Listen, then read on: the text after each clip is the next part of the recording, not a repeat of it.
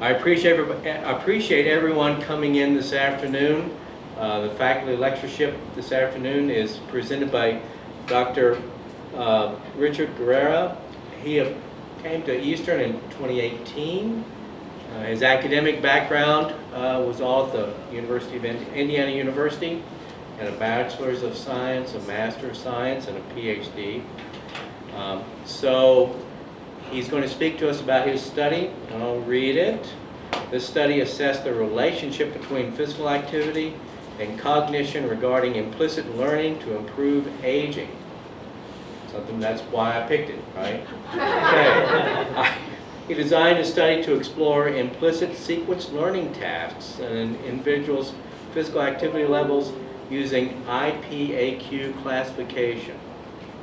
Overall, this research will help us understand physical activity and their choices, and that can improve the score on the quality of life indicators, which is an appropriate thing to talk about this time of the semester. I want to thank the committee members for the faculty lectureship, Dr. Del Pardo, Dr. Evanuk, Dr. Starr, Dr. Varela, and Dr. Zhang for working with choices for our faculty lectureship this year. And as always, I thank Adam Aragon and John Hauser, Communication Services, for basically providing that kind of video aspect that we're now doing. To Melissa Burrows and Sodexo for the refreshments, and for all of you taking your time out this afternoon to learn something more about physical activity, learning cognition, yes, and how it's important for us all. So without further ado, Dr. Guerra. Thank you. Good afternoon. My name is Richard Guerra. I wanted to share this research with you. I think it's pretty important just because a lot of times when it comes to physical activity, we tend to just categorize the outcomes, not really think about the differences when it comes to the aging process and also quality of life. And so one of the big things that I wanted to explore was that gap of the different areas of research. So a lot of times when it comes to physical activity, we tend to stay within our area of physical activity. When I was going through my education, what I found was that I wanted to explore a little bit more of how this benefits. And what my area was really is cognition. A lot of it was because of the areas of impairment when it came to cognitive awareness, but also as time is progressing, we're starting to learn quite a bit more when it comes to brain mapping and what is actually occurring. And so this topic, or what I'm speaking about today, was a publication in the Journal of Kinesiology and Wellness with the title, as given, The Effects of Physical Activity Choice on Implicit Learning in Young Adults. And so a lot of times when I do talk about this, some of the questions I usually get is, what is kinesiology? And a lot of times I give the easy answer of, it's the study of human movement. But in reality, it's a little bit more complex than that. And the reason I usually simplify it is, it's kind of just an icebreaker, to be honest with you. Because a lot of times what it really involves in, as you can see, it really involves everything. Not only just us as an individual, but our environment and those that affect our environment, and that lead into quality of life. And so what I'm going to talk about today is some of the background, the purpose, the methods, and in reality, I want to really focus on the discussion. Part of it is because the outcomes or the results really support what has been out there. But part of the reason I wanted to touch upon this subject is there hasn't been any gaps that have been filled. And so again, what I wanted to look at is the benefits of physical activity in regard to some of the standards that we have. And so before we get into the standards, I wanted to at least give some background, some big information that we have come across is that by 2030, it's estimated to be $66 billion per year in costs for healthcare. And a lot of this is preventative. And that's one of the big things that I wanted to really look at is physical activity is just what is the minimum that we can do for benefit. And so that's really what I wanted to concentrate on. Now, the other part of the research is the cognitive disorders. And again, my background is looking into some of these impairments. And some of the things that I just want to at least touch upon when it comes to dementia and other aspects of this type of impairment is that some of the lingering and lasting effects is motor skills. And so as people are progressing through the different stages of dementia and different diseases, movement is one of the last things to go.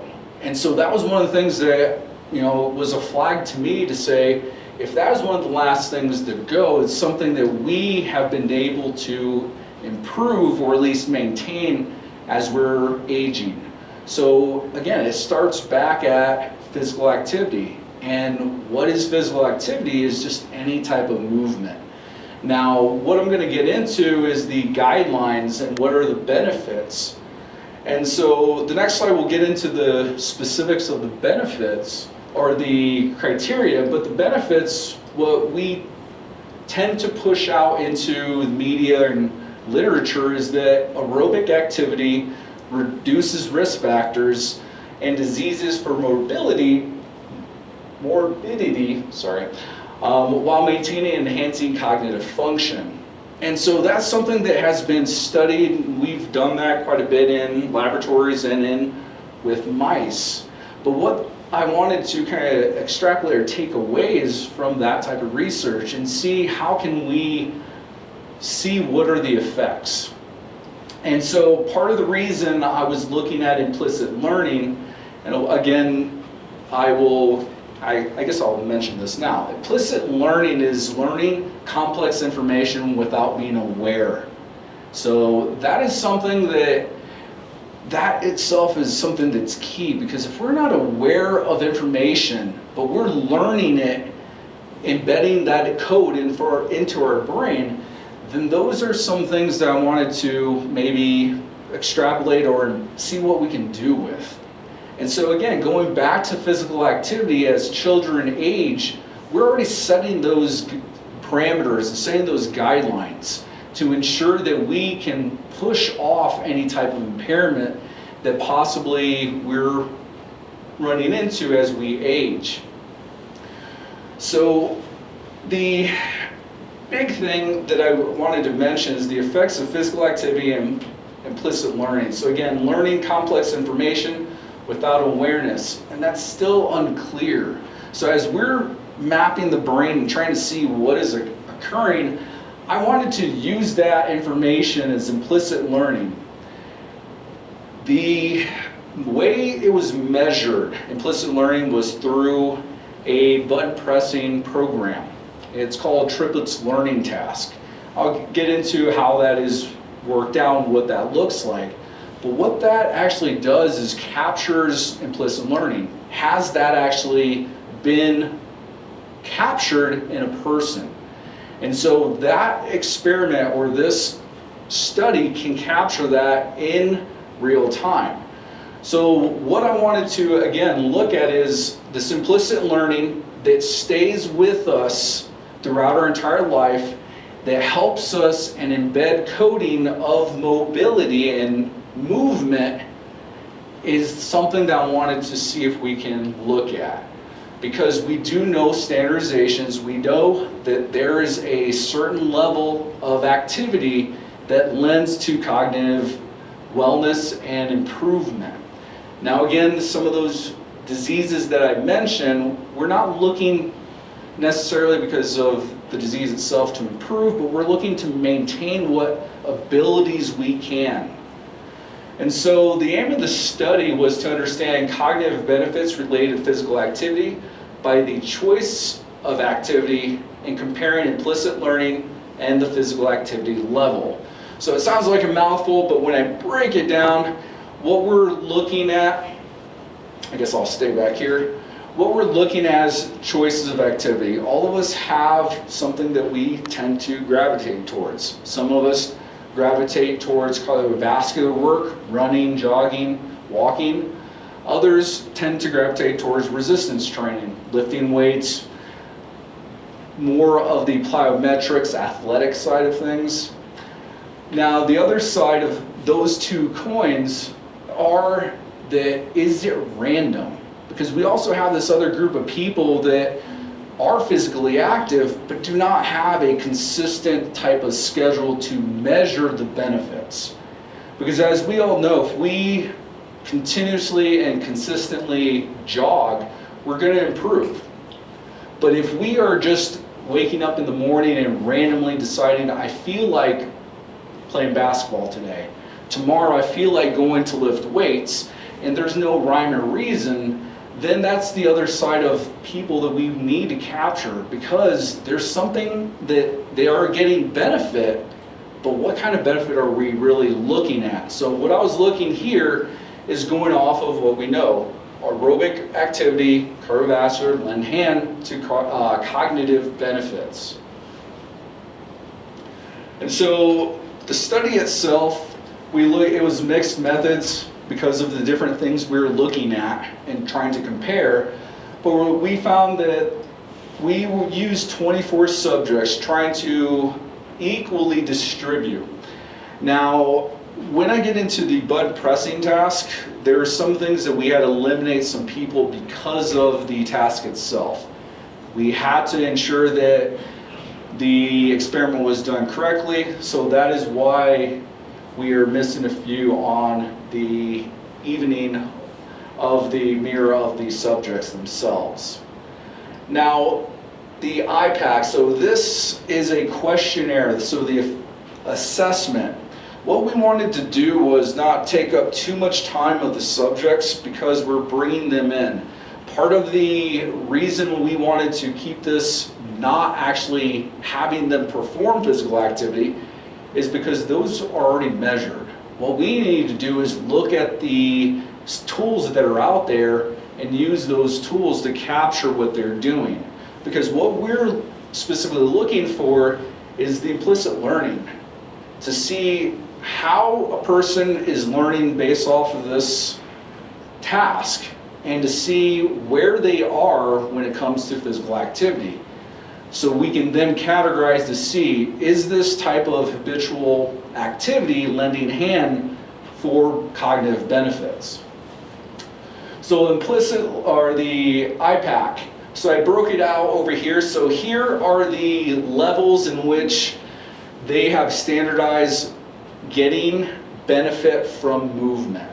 And so what they found was to have cognitive improvement or benefit, we would have to be at moderate or vigorous levels. So the moderate is at 5 days or more a week of moderate intensity of a minimum of 150 minutes total. What I definitely want to say as we have people here, if this is something that you're interested in trying to achieve, that 150 minutes can be broken up and segmented down to 10 minutes. So I just really wanted to at least mention that. New studies coming out, so a lot of the individuals that are not in this field will see this large number, or what we have been telling people is 60 minutes. So I just wanted to at least point that out. It can be broken up in 10 minutes. But what we're looking at is moderate activity, something that is going to get the heart rate up. So this is going to be something that's going to be on a rate of perceived exertion scale. So imagine 1 to 10. So somewhere about the 6 and above is what we're looking at. And so there's some intensity, getting the heart rate going, getting the body moving. So what I mentioned before is the type of physical activity. So we asked the subjects to tell us what their entire week was, part of the IPAQ, but also what did they do that was beyond their norm? So the international, or the IPAQ, so I'll just keep it simple. IPAQ is looking at their work schedule, their daily life schedule. They're not looking for a specific movement. So attending the gym or going to the gym, they're not looking at. They're wanting to see, what are you doing beyond that? So that is the reason why I also wanted to add in what type of activity, because as I mentioned, random activity, there will be some benefit, but not as projected and straightforward. And the last one is a structured program. Those individuals, they will have a combination of the variety of things: flexibility, cardiovascular, resistance training. And then with the cognition, we'll get into the experiment right now. But as I wanted to point out, that moderate is where benefits actually take place. So the button pressing task. So how did we capture implicit learning? So as I mentioned, this triplets task at a computer is a software program that has been researched multiple times. And so what I did and what we did is extrapolated the task itself and used for capturing what I mentioned is the lingering things that occur as we age. And so the trials were 2 blocks of 500, so a total of 1,000 trials. Seems a lot. However, one trial is approximately 810 milliseconds.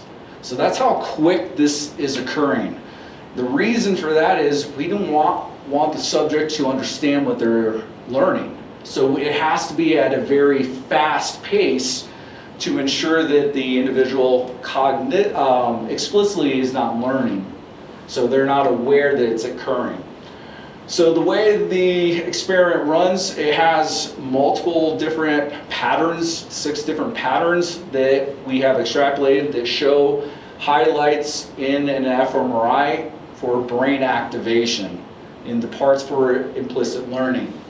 And so the predictive cue is actually priming the brain to know where the green circle is. So there's a total of 4 circles on the computer screen, and the very first you'll see, or the subject will see the red circle fill in.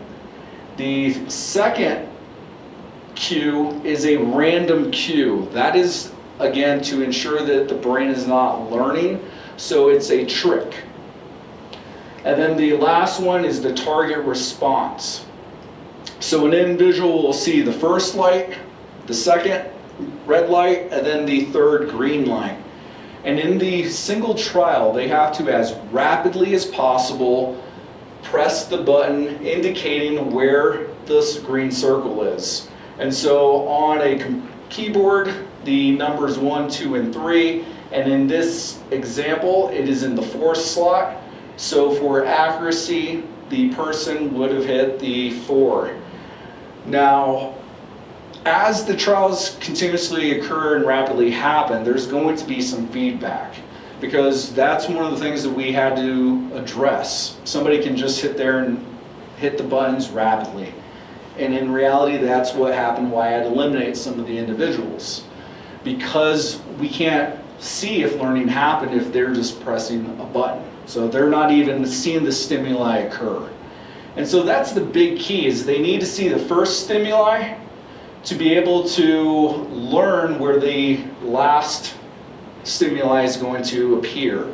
So as rapidly as possible, they're going to press the button. And so as everything starts to add up, what we then do is extrapolate and find those primes, some repeats of those trials, eliminate those. That will tease out learning. And so what we then compared is the response time to the reaction time and accuracy. Did they hit the right button? How fast did they respond to it? Because if there was a long period of time, then learning's not really going to occur, and it's going to affect the outcome. And so as the trials are going, every 50, there's some feedback to address that. And the feedback will say something such as, you're doing great, improve on your speed or your accuracy, to get everybody back into where we need them to be. And so we captured that, we did the surveys, we asked to find out what are their particular habits when it comes to physical activity. And so then what we did was a multiple regression analysis, paired t-test, to look at the different learning scores of physical activity and their levels. And so what we really found was a switch between the no preference group and the cardiovascular group. Then the switch between the no preference group and the structured program plan. And so for purposes, that's what all this is representing. I just pulled that out. But to make it a little bit more, wait, where's that? Okay. So those results, so that was the thing that we were expecting. Because as I mentioned, when it came to cardiovascular activity, we assumed that there was going to be some type of improvement. And so when we saw that there was no preference for each of these, meaning again, they're just randomly participating in physical activity, there was a difference between the cardiovascular group in that and the program structured planned and the randomness. So as we see in the next slide, what we're going to talk about is that we found that there's going to be improvement in some type of structure. That is what we found. But there's no difference really when it came to the randomness and the resistance training. And so I know that's going to hurt a lot of people that like resistance training, but what we find is that while we hoped, and I definitely was one of them, that I was hoping that we were going to find some type of cognitive benefit, because the amount of physiology and the blood that's flowing through the body, there was just assumed that there was going to be some type of improvement, but what we found was none. But we did find, as mentioned, with moderate activity of cardiovascular, we did find that there was differences. And so the differences, I'll just put this up here, is again the preferences, no preference, and then the two cardio and structured group. There's not so much difference here compared to the last two. So getting more into the numbers from the last slide is the preferred physical activity cardiovascular. The response time was 110.15 milliseconds. The structured plan was 160.80 milliseconds, which was a longer response time, but had a higher learning on implicit learning task than the low IPAQ classification and randomness of the 935.81 milliseconds, indicating the benefit through physical activity, cardiovascular structured program plan responses rely on cognition and correctiveness rather than reaction time. And the reason I kind of wanted to go through all that is because I wanted to lay this out pretty easily, is that when it comes to these individuals, cardio and structured program plan, their reaction time is slower. It's meaning their response time is also slower. So there's a few things that we're probably looking at. What could that really mean? So first things, maybe randomly, that these individuals really paid attention to the task, and what we were able to do is extrapolate learning to occur a little bit more readily.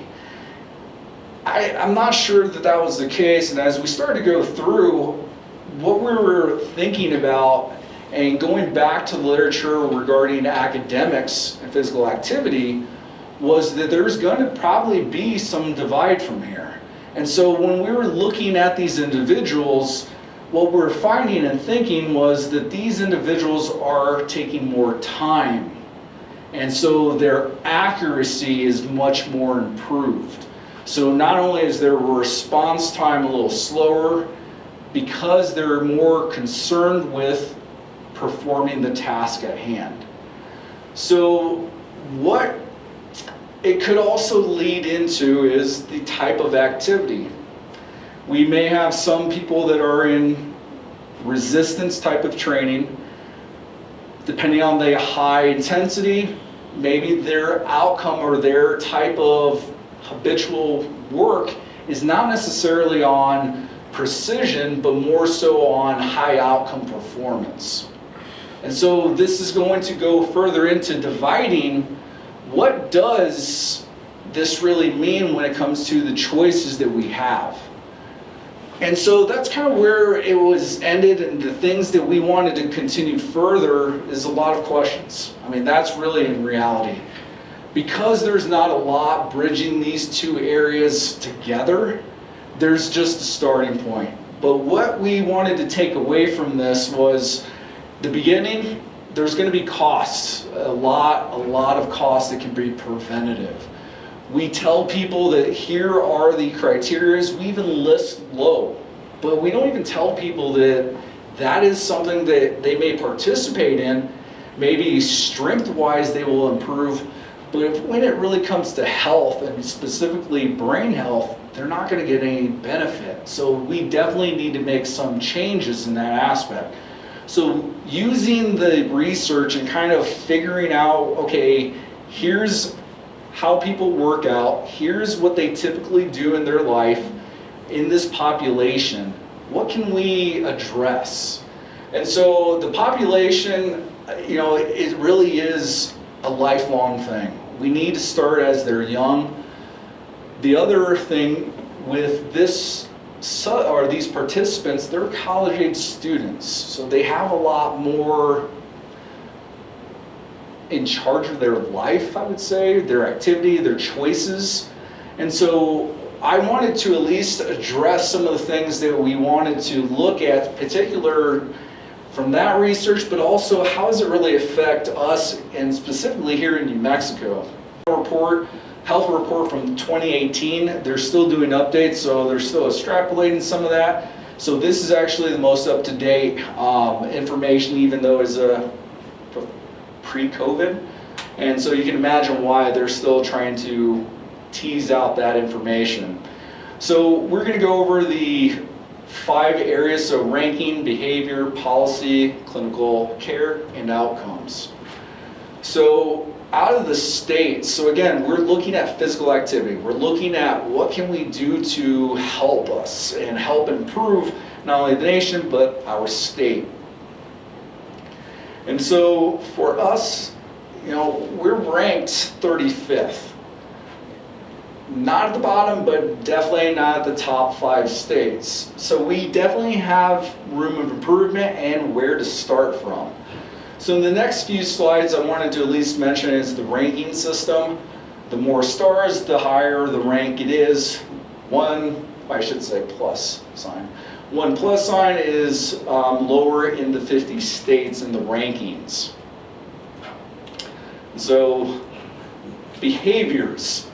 So here are the behaviors that we have. So the big things that we see, we're ranked pretty high in the 9th for excessive drinking, a little bit more on the obesity, physical inactivity, and some of the other behaviors. So these things are something that we can definitely have direct influence on. Things that I am concerned about is the obesity and physical inactivity. We're starting to see a lot more correlation when it comes to body composition and health, and now starting to even go into brain health. And so that is the reason why I definitely want to put this up here, and concern for our state. The other, quite shockingly, is physical inactivity. There's, the weather that we have here, we definitely need to start to utilize that more if possible. But really, we want to address what can we do preventative-wise, because there's a lot of questions that maybe is preventing people from being active. So the other side of this is the policies and how can we help this. And so based again off those, the report, here is some of the things that where we can help at. And the big thing that I looked and wanted to see is that we have a huge area that we have funding for. We're ranked 9th when it comes to public health funding, but going back to here, we're ranked 14th. So there's some areas of improvement that we can definitely reach to.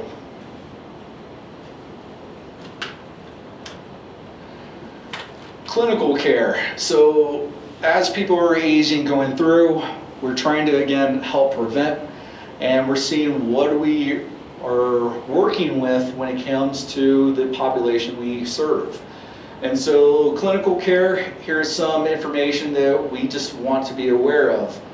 Low birth weight, we're ranked pretty low on that. Preventable hospitalization, we're ranked 12th. And so again, there's some things that we can start working towards. So the mental health providers, we have a value of pretty high ranking, but also we have hospitalizations that are preventable.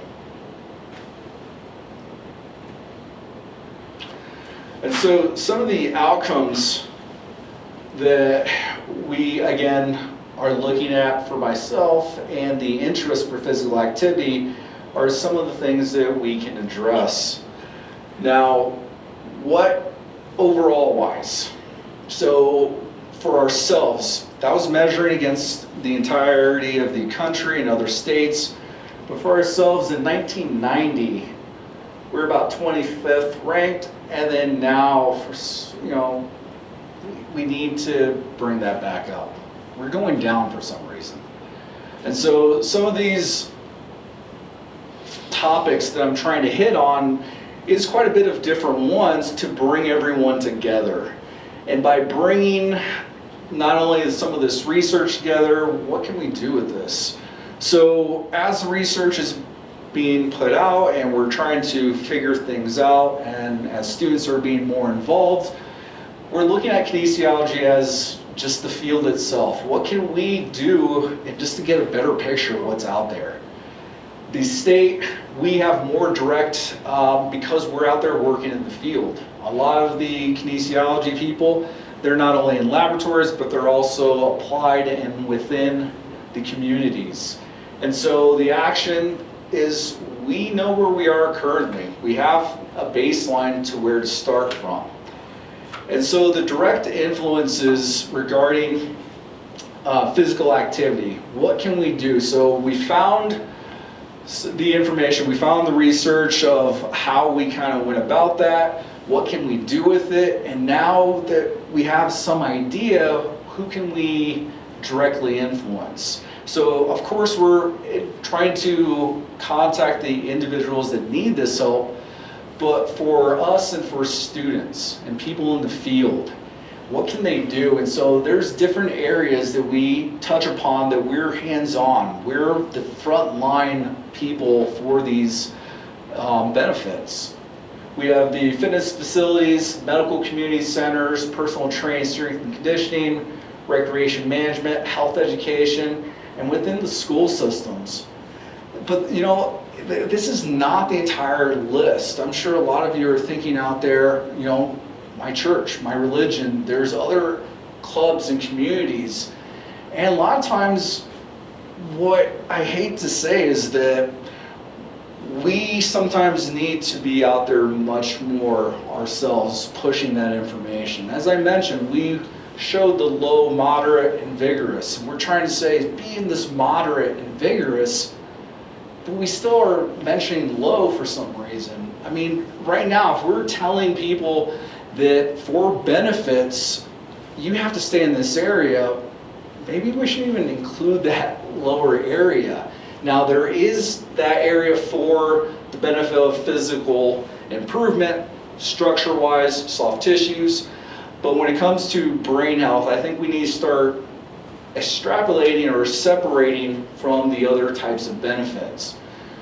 So for our students and what they're looking for, we're stepping with this research is the employment of exercise physiologists. So people in kinesiology can work in the field and be certified in exercise physiology. There's different certifications, but the real thing is that there's a growth and expected to 2028. This is, I'm going to say, is shooting low. I think there's going to be a lot more. The Bureau of Statistics actually increased that a little bit more regarding occupations when it comes to helping people as they age. The other interesting part is that the population now, the baby boomers, are much larger than my generation. That was something that was needing to be addressed. So for us, everything was about physical activity, improvement, health.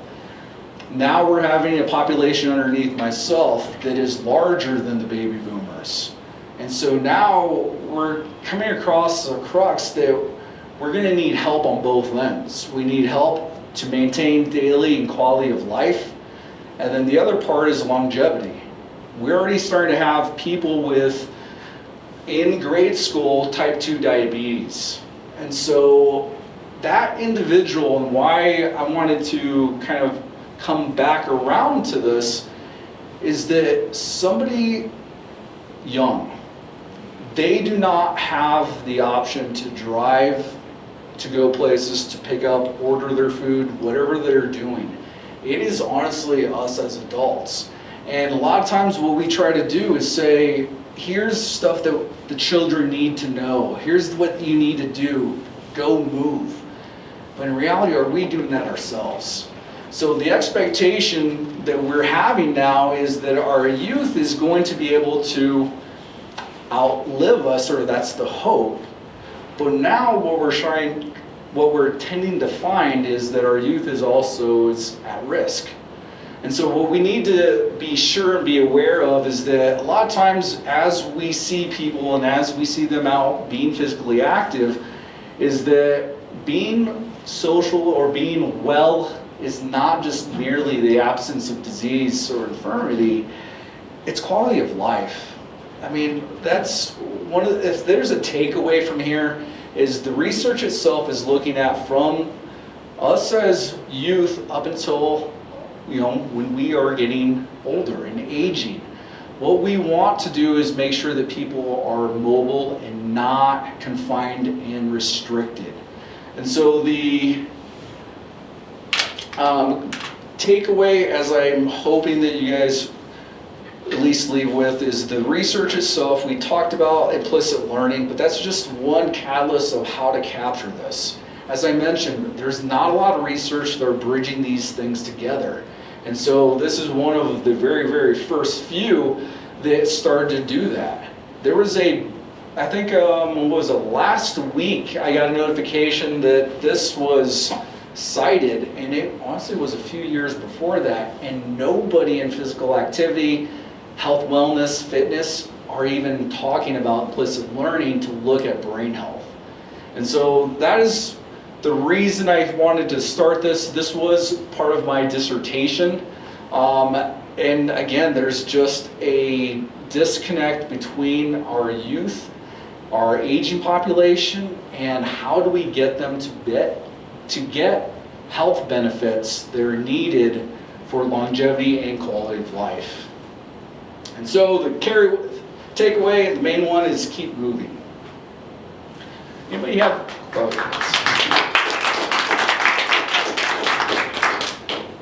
questions? Yes.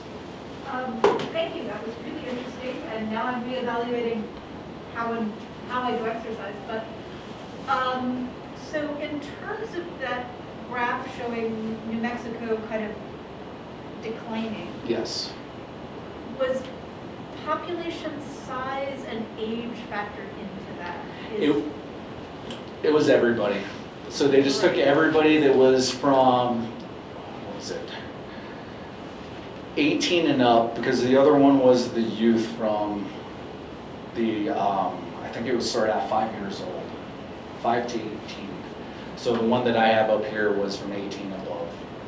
Because I'm just wondering if you have people retiring to New Mexico, or like a larger number of older people in the state, if that affects some of that.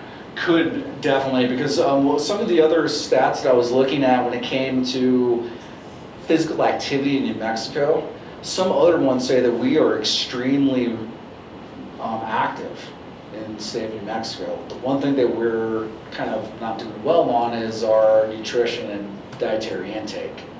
And so I would definitely say that that has to have some type of play into it.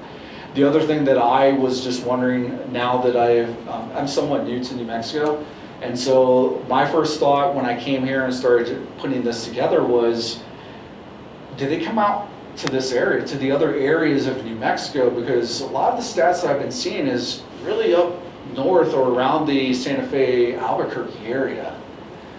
So that's something that I definitely wanted to look into, is what are we doing in this area compared to other areas in the state?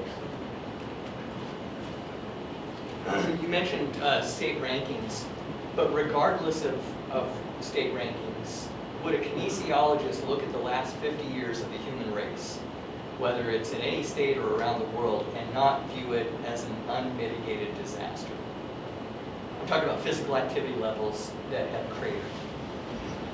Yeah, 100%. Personal opinion, it's a lot of different factors. Easiest way to say it is first world problems, just because of the transportation. So that IPAQ questionnaire is international, and one of the big things and why they look at it is transportation. What we find here is, like myself, I drove here. And what we find is outside of here, it is not that case at all. And so I think a lot of it is media. We have an unfiltered area when it comes to what is beneficial. There's no rules or regulations. Anybody can post anything online. What was interesting when it comes to kinesiology, we're trying to push our individuals and our professionals to be certified. What's interesting is that our field, we work with humans, we work with people that are impaired on medicines. We have to be aware how that affects the human body taken through movement. But it wasn't until just like, honestly, 20, 30 years ago that they were really pushing for certifications. It's kind of the Wild West right now. And what we're trying to do, there are certain organizations, ACSM, CSCS, Strength and Conditioning. What they're trying to do is ensure that there's education behind it, because there's a lot of misconceptions because of that. And so we're hoping to move not from just a licensure or a certification, but to a license to clear up some of these problems. I'm sure that some of us have heard of the supplementations that are in physical activity. The FDA, I mean, there's labels on there, but in reality, they're still Wild West. That's the reason why they're doing a lot of testing, and a lot of companies are getting found with not labeled contents, is the best way to put it. But unfortunately, I think we're leading it, the United States. So sorry for a long story or a long way around your answer, but. So does an exercise physiologist take the place of OT or PT? Can they? No, so an exercise physiologist, it depends on what it is. Exercise physiologist can be a degree or it can be a certification, meaning they can be allowed to work with anybody that is not supervised by a doctor. So they can be cared for partly of, like, let's say a cardiac rehab or a cancer rehab, but no, they cannot take place of. And so a lot of exercise physiologists are bachelor's degrees, sometimes they're master's degrees, but when it comes to OT and PT, that's definitely a direct line to that area. Where do they work then most of the time? Exercise physiologists. So in hospitals, the private sector, so any facilities, university settings, But a lot of time, exercise physiologists, anywhere that there's a laboratory, that they're going to collect information. And so that tends to be the hospitals and clinicals. Any other questions? I have a question. You have the bar charts. Can you show that again in terms of variation? With Hawaii being number one? Oh, no, it wasn't. Well, it wasn't that one. It was his results. That one right there. Oh, the reflective thinkers. It's interesting because you have, these the box plot. The means are actually what you're looking at in terms of comparing, and they are different. But you have the one that's on the far right, the structured program. Why is there such a wide distribution, do you think, there around the mean? So you got the high point and low point, both. The others are either high or low or right in the middle. I mean, it's kind of an interesting pattern that, from your sample. Yeah, you have 4 radically different groups. Yeah. Yes. It might be interesting to try to deconstruct some of that and sample more, so you get a better sense of what that variation might be. Yeah, and so I guess thanks for segueing that too. Yeah, so what we're doing is we're replicating this here at Eastern New Mexico, and we are trying to collect as many subjects as possible to make this a larger comparison. Of course, more subjects will get us more refined results, and to extrapolate what those differences can, and if they are, what will they be? Yeah, there's quite a bit of different areas that I wanted to take this, and that was one of them, is to look at those specifics. Because why is that group taking longer to answer a response that's pretty fast, extremely fast actually. Did you have any participants that participated in like gaming, video games, and? So that's the next thing. So here, what I was doing is I have collegiate athletes. Some of these are collegiate athletes, Division I, and so that was the thing, is I needed to find that. So the next thing I was looking at was not only gaming, but musicians. People that are have professions that are typists. That is anybody that has that is considered an expert because of the response and accuracy that they need to have. But yes, 100%, I'm definitely want to do that. What about handedness, left-handed? Yep. So that will come into play too, and that's what I just had them do, is wherever their preferred hand was. Yes? In addition to looking at college students as kind of an experimental group, are you going to look at other populations? And I guess I'm specifically thinking, would you look at senior citizens, residences, or kind of like a group that might enable you to investigate specifically an older population? So that was the intent and what I wanted to do, but when I was going through this and was going through the fMRI brain scans, what we're finding is that at 35 or a little bit around that age, is the human brain switches and uses a different part of the brain. And so what it does is it's kind of a shortcut. So it still embeds, and that's the reason why I wanted to look at physical activity as we age or grow up till that certain point. Because in the fMRI, we just cannot, so the technology, to go back to your question, technology is not there yet to find that. So I'm going to go to the younger group.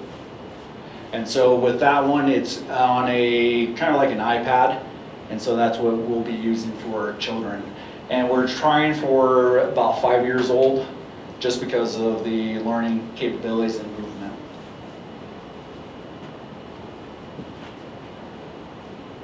You found that aerobic exercise was very beneficial, but maybe strength exercise wasn't. What about other studies? Do they endorse strength training for cognitive strength?